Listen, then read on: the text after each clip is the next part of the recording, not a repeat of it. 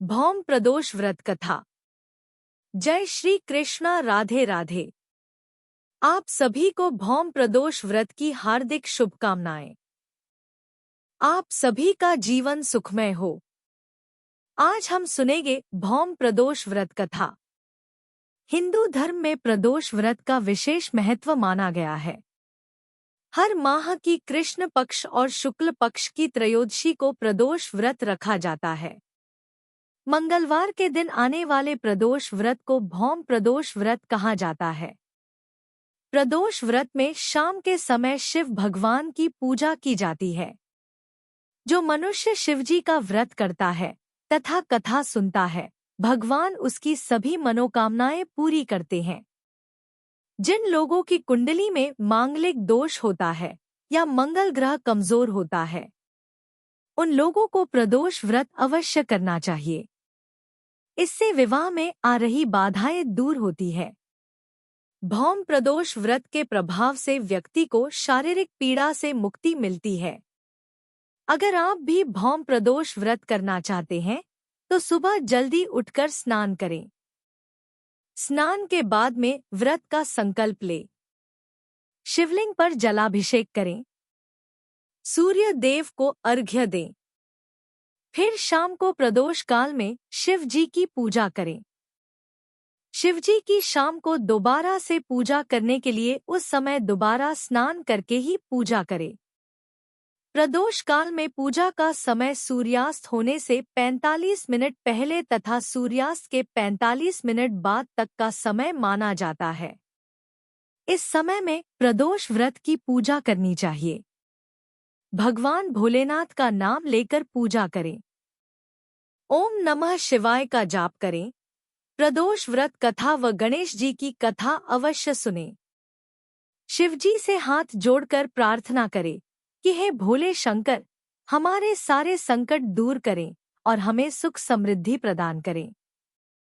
व्रत और पूजा पाठ में अगर कोई भूल चूक हो गई हो तो हमें क्षमा करें। तो आइए अब हम सुनते हैं भौम प्रदोष व्रत कथा। बोलो गणेश भगवान की जय। बोलो शंकर भगवान की जय। भौम प्रदोष व्रत की संपूर्ण कथा।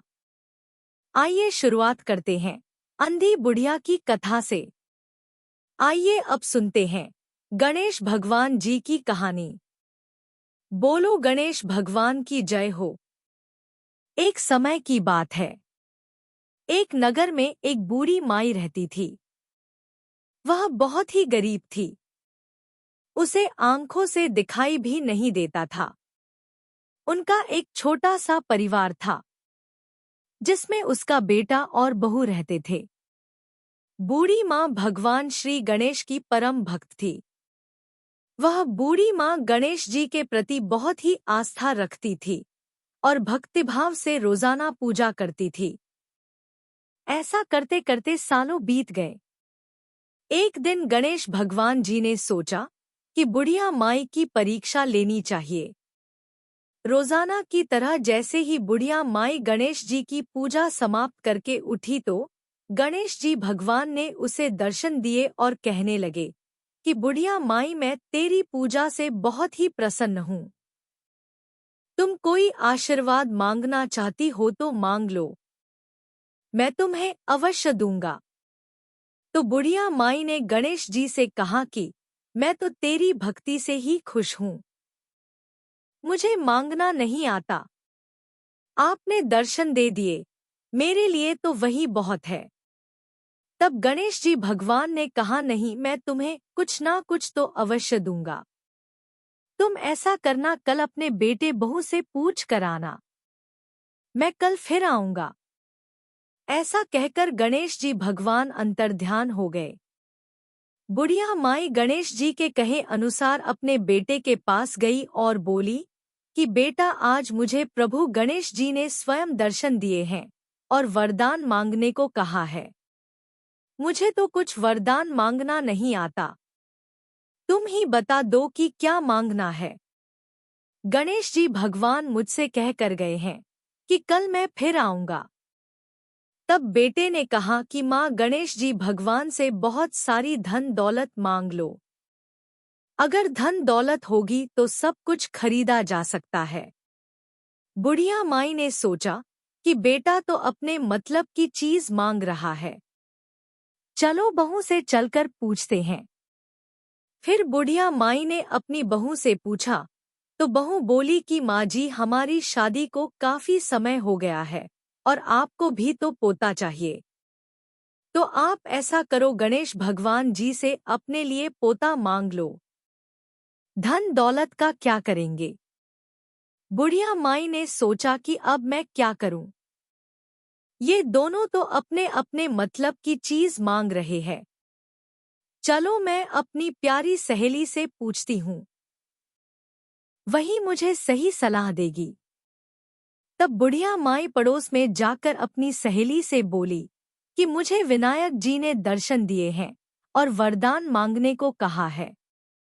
मैं क्या मांगू? मुझे तो कुछ मांगना ही नहीं आता। गणेश जी ने तो कहा था कि बेटे और बहू से पूछ कर आना। मैंने बेटे से पूछा तो बेटा तो कहता है कि माँ धन दौलत मांग लो, और बहू कहती है कि पोता मांग लो। मेरी तो समझ में नहीं आ रहा है कि मैं गणेश भगवान से क्या मांगू। बुढ़िया की बात सुनकर उसकी सहेली बोली कि तू क्यों तो धन दौलत मांगे और क्यों मांगे पोता। तू तो थोड़े ही दिन जिएगी, इसलिए तू तो गणेश भगवान से अपने लिए आंखें मांग ले, ताकि जितने दिन जिए उतने दिन इस संसार को अपनी आंखों से देख सके। बुढ़िया माई को अपनी सहेली की बात सही लगी। वह चुपचाप घर आ गई। बुढ़िया घर पर आकर सोचने लगी कि ऐसा क्या वरदान मांगा जाए कि जिससे बेटा बहू भी खुश हो जाए और मेरे मतलब की बात भी हो जाए। इस तरह विचार करते करते बुढ़िया माई रात को सो गई। सुबह जल्दी उठकर स्नान आदि करके गणेश जी की पूजा करने के लिए मंदिर चली गई। जैसे ही बुढ़िया गणेश जी की पूजा समाप्त करके उठी तो फिर से गणेश भगवान ने दर्शन दिए और पूछा कि बुढ़िया माई अपने बेटे बहू से क्या पूछ कर आई है। क्या मांगना है, मांग ले। तब बुढ़िया माई गणेश भगवान से कहने लगी कि मुझे तो आँख दे दो, जिससे मैं सोने के कटोरे में अपने पोते को दूध पीता हुआ देख सकूं। सुहाग दे, निरोगी काया दे, 9 करोड़ की माया दे, बेटा पोता दे, पर पोते का सुख दे। दुनिया में भाई भतीजे सारे भरपूर परिवार का सुख मुझे दे और अंत काल में मोक्ष दे। बुढ़िया माई की बात सुनकर गणेश जी बोले कि हे बुढ़िया माई, तूने तो मुझे ठग लिया और मुझसे कह रही थी कि मैं तो भोली भाली हूँ, मुझे तो कुछ मांगना नहीं आता, और आज तूने तो एक ही बार में सब कुछ मांग लिया। परंतु मैं तुम्हारी भक्ति भाव से बहुत ही खुश हूँ और जैसा तुमने कहा है वैसा ही होगा। ऐसा कहकर गणेश जी अंतर्ध्यान हो गए और बुढ़िया माई ने जैसा मांगा था उसे वैसा सब कुछ मिल गया। गणेश भगवान जैसा बुढ़िया माई को दिया वैसा सबको देना।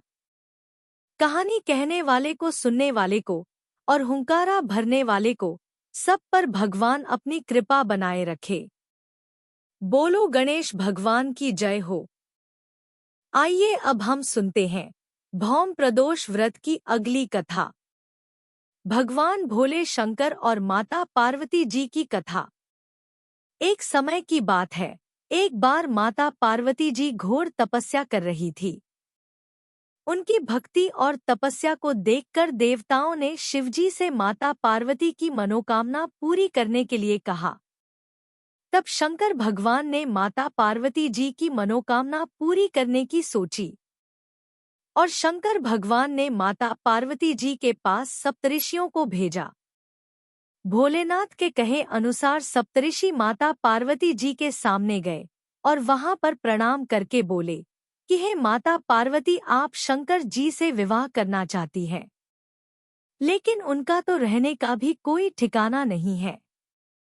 राख लपेटे रहते हैं, बड़ी बड़ी जटाएं हैं, इस तरह कहते हुए सप्तऋषियों ने भगवान शंकर के सैकड़ों अवगुण गिना दिए और कहा कि कहाँ आप और कहाँ शंकर जटाधारी। आप दोनों का तो कोई मेल नहीं है। लेकिन पार्वती जी पर इस बात का कोई भी प्रभाव नहीं पड़ा। उन्होंने दृढ़ निश्चय और संकल्प के साथ अपनी तपस्या जारी रखी। तब सप्तऋषि माता पार्वती जी को प्रणाम करते हुए वहां से चले गए और जाकर भगवान भोले शंकर को सारी बात बता दी।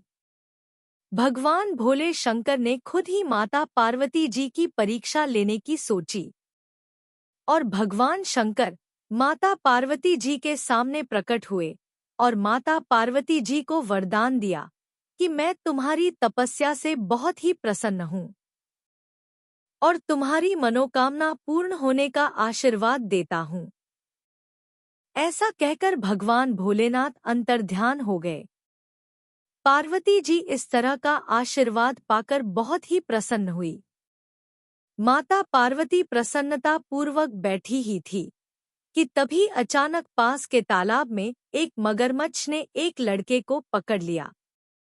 वह लड़का जोर जोर से चिल्ला रहा था। माता पार्वती को जैसे ही लड़के की आवाज सुनाई दी तो वह भागकर वहां गई जहां से आवाज आ रही थी। वहां जाकर उन्होंने देखा कि एक मगरमच्छ एक लड़के को तालाब में खींचकर ले जा रहा है। तभी उस लड़के की नजर माता पार्वती पर पड़ी तो उस लड़के ने माता पार्वती जी देवी से कहा कि हे देवी, ना तो मेरी माँ है, ना ही मेरे बाप है और ना ही मेरे कोई मित्र है। हे माता, आप मेरी रक्षा करो। इस समय आप ही मेरी सब कुछ हो। तो उस बच्चे के दीन वचन सुनकर पार्वती जी ने कहा कि हे मगरमच्छ, इस लड़के को छोड़ दो। मगरमच्छ बोला कि दिन के छठे पहर में जो मुझे मिलता है मैं उसे ही अपना आहार समझकर स्वीकार कर लेता हूँ। यह मेरा नियम है, मैं इस नियम को नहीं छोड़ सकता। ब्रह्मदेव ने दिन के छठे पहर में इस लड़के को मेरे लिए भेजा है, तो मैं इसे कैसे छोड़ दूं? मगरमच्छ की बात सुनकर पार्वती जी विनती करने लगी कि तुम इस लड़के को छोड़ दो, बदले में जो तुम्हें चाहिए वह मुझसे मांग लो। पार्वती माता की बात सुनकर मगरमच्छ बोला कि मैं एक ही शर्त पर इसे छोड़ सकता हूँ। आपने जो तपस्या करके महादेव जी से जो वरदान मांगा है, यदि उस तप का फल मुझे दोगी तो ही मैं इसे छोड़ूंगा। तब माता पार्वती बिना सोचे समझे झट से तैयार हो गई और कहने लगी कि मैं अपने तप का फल तुम्हें देने के लिए तैयार हूँ, लेकिन तुम इस बालक को छोड़ दो। मगरमच्छ माता पार्वती जी की बात सुनकर कहने लगा कि सोच लो देवी, जोश में आकर ऐसा संकल्प मत करो, सोच समझकर निर्णय लो। हजारों वर्ष जैसी आपने तपस्या की है वह देवताओं के लिए भी संभव नहीं है। तुम इस बालक के प्राणों के बदले अपनी सालों की तपस्या छोड़ रही हो, एक बार फिर से सोच लो। तो पार्वती जी ने कहा कि मेरा दृढ़ निश्चय है, मैं तुम्हें अपने तप का फल देती हूँ, तुम इसको जीवन दान दे दो। तब मगरमच्छ ने पार्वती जी से तप दान करने का संकल्प करवाया। तप का दान होते ही मगरमच्छ का शरीर तेज से चमकने लगा। मगरमच्छ बोला कि हे पार्वती जी, देखो तप के प्रभाव से मैं तेजस्वी बन गया और तुमने अपने जीवन भर की पूंजी एक बच्चे के लिए व्यर्थ कर दी। अगर तुम चाहो तो अभी भी मैं तुम्हें अपनी भूल सुधारने का एक मौका और दे सकता हूँ। पार्वती जी ने कहा कि हे मगरमच्छ, तब तो मैं दोबारा भी कर सकती हूँ। यदि तुम इस लड़के को खा जाते हो तो क्या इसको जीवन वापस मिल सकता है? पार्वती जी के इतना कहते ही वह लड़का भी अदृश्य हो गया और मगरमच्छ भी अदृश्य हो गया। पार्वती जी सोचने लगी कि यह सब कुछ क्या हुआ। फिर पार्वती जी ने विचार किया कि मैंने तप तो दान कर दिया है, अब अपना तप फिर से आरंभ करती हूँ। तब माता पार्वती जी ने फिर से तप करने का संकल्प लिया और जैसे ही तप शुरू करने वाली थी, तभी भगवान भोले शंकर वहां पर प्रकट हुए और पूछा कि हे देवी, आप क्या कर रही है? तब माता पार्वती जी ने कहा कि मैंने एक बालक की जान बचाने के लिए अपने तप का दान मगरमच्छ को कर दिया है। क्योंकि मैंने अपने तप का दान कर दिया है, तो आपको अपने पति के रूप में पाने के लिए मैं फिर से तप कर रही हूँ। तो पार्वती जी की बात सुनकर भगवान शंकर ने कहा कि अब तुम्हें दोबारा तप करने की आवश्यकता नहीं है। उस बालक और मगरमच्छ के रूप में मैं ही था। आपने अपने तप का दान मुझे ही किया है।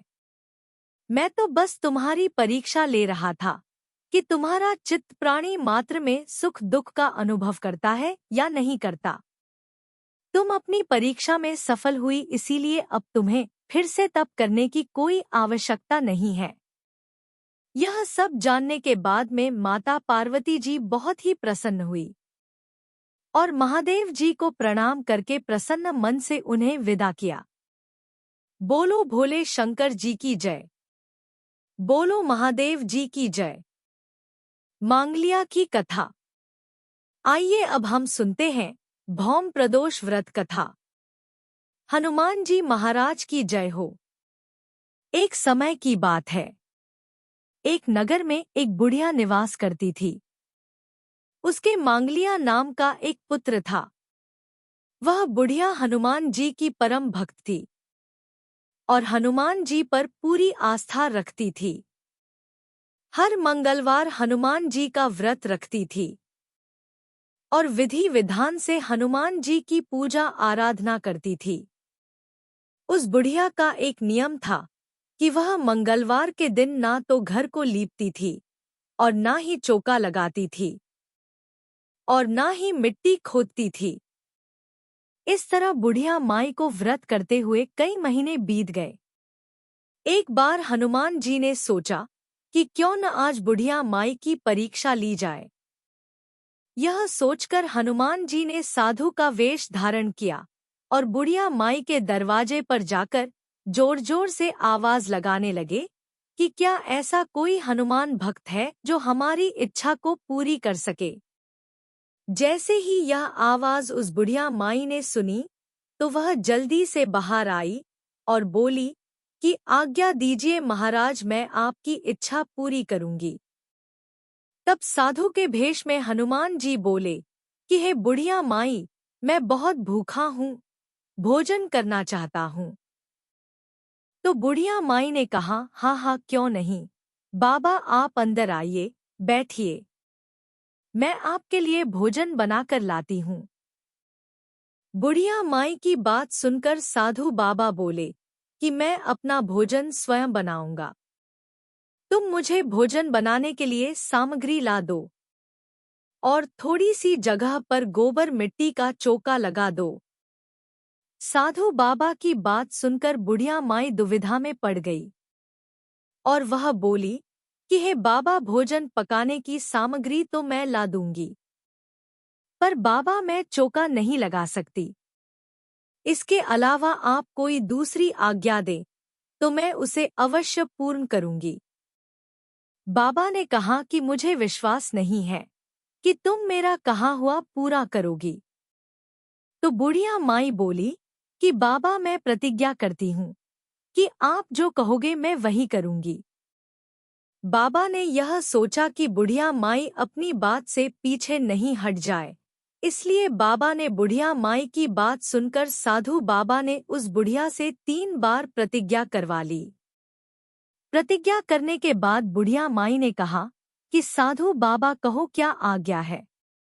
तब साधु के भेष में हनुमान जी ने कहा कि तुम अपने पुत्र को बुलाओ, मैं उसकी पीठ पर आग जलाकर भोजन बनाऊंगा। साधु बाबा की बात सुनकर बुढ़िया माई के पैरों तले जमीन खिसक गई, परंतु अब वह अपनी प्रतिज्ञा पर मन ही मन बहुत ही दुखी हुई और दुखी मन से अपने पुत्र मांगलिया को बुलाकर साधु बाबा को सौंप दिया और स्वयं दुखी होकर घर से बाहर जाकर बैठ गई। थोड़ी देर बाद में साधु बाबा ने बुढ़िया माई को आवाज लगाई कि अंदर आ जाओ, भोजन बनकर तैयार हो गया है। बुढ़िया माई आंसू बहाती हुई दुखी मन से अंदर आई। अब साधु बाबा ने कहा कि मांगलिया को भी पुकारो, वह भी आकर भोग लगाए। तो साधु बाबा की बात सुनकर वह बुढ़िया अपने आंसुओं को पोंछते हुए बोली कि साधु बाबा, उसका नाम लेकर मुझे और कष्ट ना पहुंचाओ। आपने जैसा कहा था वह मैंने कर दिया है, आप भोजन कर लो। साधु बाबा बोले कि जब तक आप अपने बेटे को आवाज नहीं लगाओगी तब तक मैं भोजन नहीं करूंगा और बिना भोजन किए ही यहाँ से चला जाऊंगा। अब बुढ़िया माई ने रोते रोते अपने बेटे को आवाज लगाई। जैसे ही बुढ़िया ने कहा कि मांगलिया भोजन कर लो, तो उसका बेटा दौड़ता हुआ वहां आ पहुंचा। अपने बेटे को जीवित देखकर बुढ़िया माई के आश्चर्य का कोई ठिकाना नहीं रहा। वह साधु बाबा के चरणों में गिरकर कहने लगी कि बाबा, आप कौन हैं? मुझे साक्षात दर्शन दीजिए। तब साधु बाबा अपने वास्तविक रूप में प्रकट हो गए। हनुमान जी को अपने घर आया देखकर बुढ़िया माई बहुत ही प्रसन्न हुई और उसने कहा कि मेरा तो जीवन सफल हो गया। साधु बाबा बुढ़िया माई को शुभ सौभाग्य, आरोग्य, जीवन और धन वैभव का और ढेरों आशीर्वाद देकर वहां से अंतर्ध्यान हो गए। बुढ़िया माई के मंगलवार का व्रत करने से उसके बेटे को अच्छा काम मिल गया, जिससे उसके घर में धन वैभव की कोई कमी नहीं रही। समय आने पर उसके बेटे की शादी हो गई, पोता हो गया।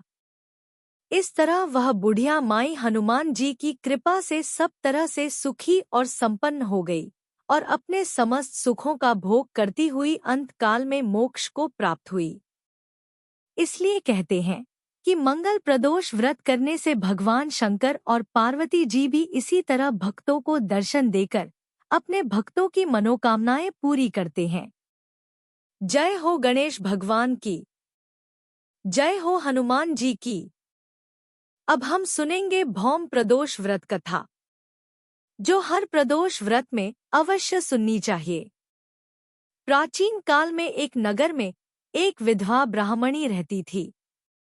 उसके घर में कोई कमाने वाला नहीं था, इसलिए वह अपने पुत्र को लेकर रोजाना नगर में भिक्षा लेने जाया करती थी और शाम होने पर अपने घर को लौट आती थी। एक दिन की बात है, जब वह भिक्षा लेकर अपने घर को लौट रही थी, तभी उसे एक छोटे बालक की रोने की आवाज सुनाई दी। वह विधवा ब्राह्मणी उस आवाज की तरफ गई। वहां जाकर देखा तो नदी किनारे एक सुंदर सा छोटा बालक रो रहा था। उस बालक के आसपास कोई नहीं था और वह लावारिस पड़ा हुआ रो रहा था। जब ब्राह्मणी ने उस बालक को देखा तो ब्राह्मणी को उस पर दया आ गई और वह उस बालक को उठाकर अपने साथ लेकर घर आ गई। उस बच्चे का अपने बेटे की तरह ही पालन पोषण करने लगी। ऐसा करते करते कई महीने बीत गए, लेकिन उस ब्राह्मणी को उस बालक के अतीत के बारे कुछ नहीं पता चला। कुछ समय के पश्चात वह ब्राह्मणी उन दोनों बालकों को साथ लेकर मंदिर गई। वहां पर उनकी मुलाकात ऋषि शांडिल्य से हुई। ब्राह्मणी ने शांडिल्य मुनि को प्रणाम किया और ऋषिजी को बताया कि यह बालक मुझे जंगल में अकेला पड़ा हुआ मिला था। वहां इसके आसपास कोई नहीं था। यह बालक वहां कैसे आया और किसका है? कृपा करके मुझे इस बालक के बारे में सब कुछ बताइए। तब ऋषि शांडिल्य ने ब्राह्मणी को बताया कि जो बालक तुम्हें मिला है वह विदर्भ देश के राजा का पुत्र धर्मगुप्त है, जो युद्ध में मारे गए थे, और उनकी माता को जंगल में बालक के जन्म पश्चात नदी किनारे मगरमच्छ ने अपना भोजन बना लिया था। इसलिए यह बालक अकेला पड़ा हुआ था। ऋषि की बात सुनकर ब्राह्मणी ने कहा कि महाराज, अब मैं क्या करूं? मैं तो बहुत ही गरीब हूं, जैसा बन पड़ता है मैं इसका पालन पोषण करती हूँ। अब इस बालक को अपना राजपाट वापस कैसे मिलेगा? इसका कोई उपाय बताइए। तो ऋषि शांडिल्य ने कहा कि आप प्रदोष व्रत किया करो। हर महीने में त्रयोदशी के दिन 2 प्रदोष व्रत आते हैं। एक कृष्ण पक्ष की त्रयोदशी और एक शुक्ल पक्ष की त्रयोदशी। उस दिन आप विधि पूर्वक भगवान भोलेनाथ की पूजा अर्चना करना। उनकी पूजा अर्चना करने से तुम्हारे सारे संकट दूर हो जाएंगे और इस बालक को अपना खोया हुआ राजपाट भी वापस मिल जाएगा। विधवा ब्राह्मणी ऋषि शांडिल्य की बात सुनकर बहुत ही खुश हुई और अपने दोनों बच्चों को लेकर घर आ गई। और जैसे ही प्रदोष व्रत आया तो ब्राह्मणी ने प्रदोष व्रत करने शुरू कर दिए। ऐसे करते करते समय बीतता गया और दोनों बालक बड़े हो गए। एक दिन दोनों बालक वन में घूम रहे थे। तभी उन्हें कुछ गंधर्व कन्याएं नजर आई। ब्राह्मण बालक तो उन्हें देखकर घर लौट आया, किंतु राजकुमार धर्मगुप्त अंशुमति नाम की गंधर्व कन्या से बात करने लगा। बातें करते करते गंधर्व कन्या और राजकुमार एक दूसरे पर मोहित हो गए और फिर इस तरह दोनों में प्यार हो गया। और फिर दोनों बातें करते हुए अपने अपने घर को चले गए। घर जाकर राजकुमार के बारे में अंशुमति ने अपने पिता को बताया।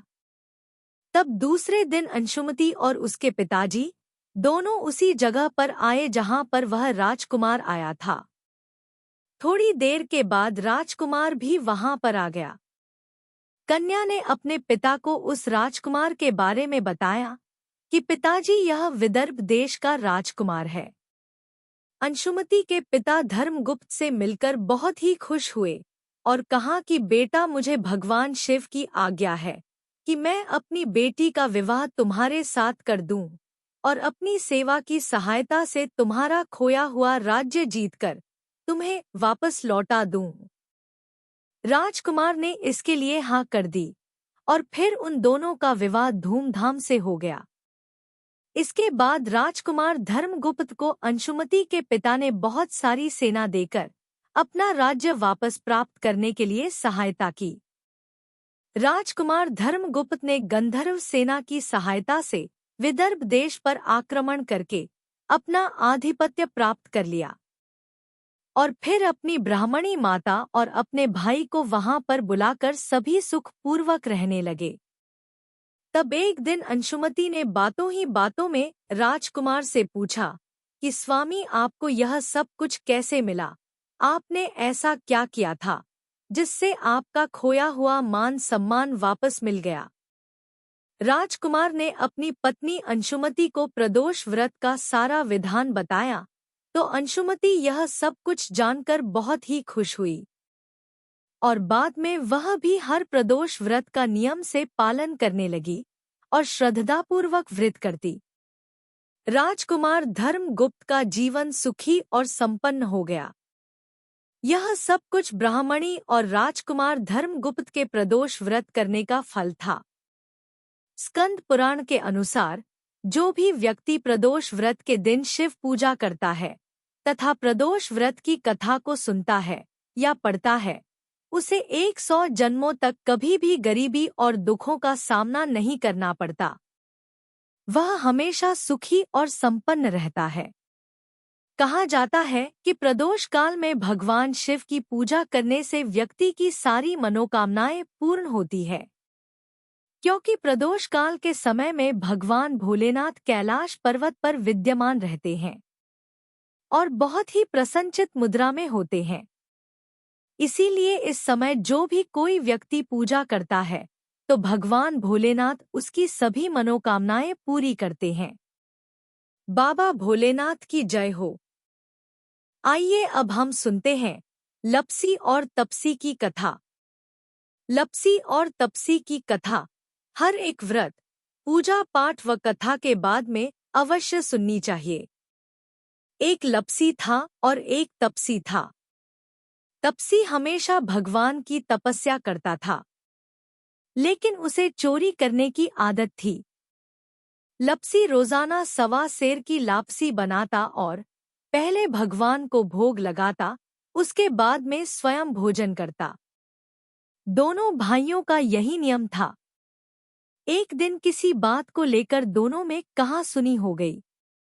तो तपसी बोला कि मैं रोजाना भगवान की तपस्या करता हूँ, इसीलिए मैं बड़ा हूँ। और फिर लपसी बोला कि नहीं, मैं रोज भगवान को सवा की लापसी का भोग लगाता हूँ, इसीलिए मैं बड़ा हूँ। ऐसा कहते हुए दोनों जोर जोर से लड़ने लगे। तभी वहां से नारद जी गुजर रहे थे। दोनों को लड़ता हुआ देखकर वहां आए और उनसे पूछा कि तुम दोनों क्यों लड़ रहे हो। तो दोनों ने अपने लड़ने का कारण बताया और अपने आप को बड़ा बताया। तब नारद जी बोले कि मैं तुम्हारा फैसला कर दूंगा। मैं कल आऊंगा और बता दूंगा कि कौन बड़ा है। दूसरे दिन लपसी और तपसी नहाकर अपनी रोज की भक्ति करने आए। तो नारद जी ने छुपकर 1.25 करोड़ की एक एक अंगूठी उन दोनों के आगे रख दी। जैसे ही भक्ति करते हुए तपसी की नजर उस अंगूठी पर पड़ी, तो उसने चुपचाप से उसे उठाकर अपने पैर के नीचे दबा ली। लेकिन जब लपसी की नजर उस पर पड़ी, तो उसने ध्यान नहीं दिया। उसने पहले भगवान को भोग लगाया और फिर स्वयं भोजन करने के लिए बैठ गया। थोड़ी देर बाद नारद जी सामने आए, तो दोनों ने पूछा कि अब बताओ कि हम में से कौन बड़ा है। तब नारद जी ने तपसी से खड़ा होने के लिए कहा, तो वह जब खड़ा हुआ, तो उसके पैर के नीचे दबी हुई अंगूठी दिखाई दी। तो नारद जी ने तपसी से कहा कि तुम तपस्या तो करते हो, परंतु इतनी तपस्या करने के बाद भी तुम्हारी चोरी करने की आदत नहीं गई। यह अंगूठी मैंने ही तुम दोनों के आगे रखी थी। मैं यह देखना चाहता था कि तुम दोनों में से किसके मन में लालच है, तो तूने तो अंगूठी दिखाई पड़ते ही झट से अपने पैर के नीचे दबा ली। लेकिन लपसी का ध्यान अंगूठी पर जाने के बाद भी लपसी ने अंगूठी को ना ही उठाया और ना ही ध्यान दिया। उसने सिर्फ अपने भगवान जी में ही ध्यान रखा, उन्हें भोग लगाया और बाद में स्वयं भोजन करने लगा। इसीलिए लपसी बड़ा है और तुम्हें तुम्हारी तपस्या का कोई भी फल नहीं मिलने वाला। जितनी चाहे मर्जी तुम तपस्या कर लो, तुम्हें इसका कोई भी फल नहीं मिलेगा। तो तपसी को यह सुनकर बहुत ही दुख हुआ और वह शर्मिंदा होकर नारद जी से माफी मांगने लगा और कहने लगा कि आज तक की मेरी गलती माफ कर दो और मुझे बताओ कि मुझे मेरी तपस्या का फल कैसे मिलेगा। आज के बाद मैं कभी भी चोरी नहीं करूंगा। तब नारद जी ने कहा कि यदि कोई गाय और कुत्ते की रोटी नहीं बनाएगा, तो उसका फल तुझे मिलेगा। यदि कोई आदमी ब्राह्मण को भोजन करवाकर उसे दक्षिणा नहीं देगा, तो उसका फल भी तुझे ही मिलेगा। अगर कोई किसी को सूट या साड़ी देता है और उसके ऊपर अगर भेंट स्वरूप कुछ रुपए नहीं रखे, तो उसका फल भी तुझे ही मिलेगा। अगर कोई व्यक्ति दिए से दिए जलाएगा, तो उसका फल भी तुझे ही मिलेगा। अगर कोई औरत आंगन लीप कर चौका नहीं लीपेगी, तो उसका फल भी तुझे ही मिलेगा। यदि कोई व्रत कथा में सारी कहानी सुन ले, लेकिन तुम्हारी कहानी ना सुने, तो उसका फल भी तुझे ही मिलेगा। उसी दिन से हर व्रत कथा और कहानी के साथ लपसी और तपसी की कहानी कही और सुनी जाती है। आशा करते हैं कि आपको भौम प्रदोष व्रत की कथा पसंद आई होगी। कथा पसंद आई हो तो वीडियो को लाइक करें, शेयर करें तथा चैनल को सब्सक्राइब जरूर करें। धन्यवाद।